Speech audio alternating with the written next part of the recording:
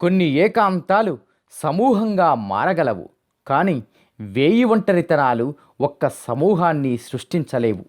ఎప్పుడూ సమూహం ఒక సుందర దృశ్యమే. ఎక్కడైనా ఒంటరితనం బరువైన నిశ్శబ్దమే. వంతెన మీద వాలిన ఒంటరి పక్షికి తన కింద ఒక మహానది ప్రవహిస్తుందని తెలియదు. రెక్కల్లో ముక్కును దాచుకొని పక్షుల సమూహాన్ని స్మరిస్తుంది. ఆకాశం పలకపై పసిపిల్లవాడు గీస్తున్న గీతల్లా విహరించే పక్షి బృందం ఒంటరి పిట్టను విస్మరిస్తుంది. సమూహము, ఒంటరితనము పరస్పరం వికర్షించుకునే విభిన్న ఏకాంత అయస్కాంతాలు. కొలనులో తామర పూలు ఒక ఏకాంత సమూహం, వాటిపై ఎగిరే తుమ్మెదలొక వాంఛా సమూహం. సరస్సులో సంచరించే చేపలొక స్వేచ్ఛా సమూహం. నీటిలో రాళ్లపై నిశ్చల చిత్రాలైన కొంగలొక క్షుధా సమూహం. వీటిని మౌనంగా వీక్షించే చెరువు కట్ట మాత్రం చేతులు కట్టుకున్న ఒక ఒంటరితనం.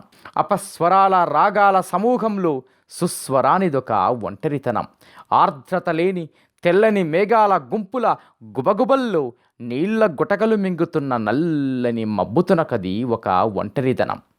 ముసిరిన చీకట్లో చిరు దీపానిది ఒంటరితనం.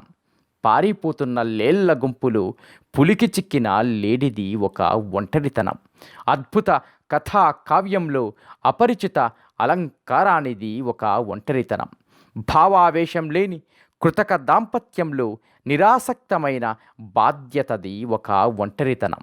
నిరాశల చరిత్ర శిథిలాలతో నిలువెత్తున నిర్మించే గోపురం ఒక ఒంటరితనం. స్వభావాన్ని వీడి ముభావం నుంచి అభావంగా మారిన కాపురం ఒక ఒంటరితనం. కొన్ని ఏకాంతాలు కలిసి సమూహంగా మారతాయి, కానీ 1000 ఒంటరితనాలు కూడా ఒక్క సమూహాన్ని సృష్టించలేవు. అందుకే ఏకాంతం ఒక ఊహ, ఒంటరితనం ఒక వాస్తవం. మీ BVS.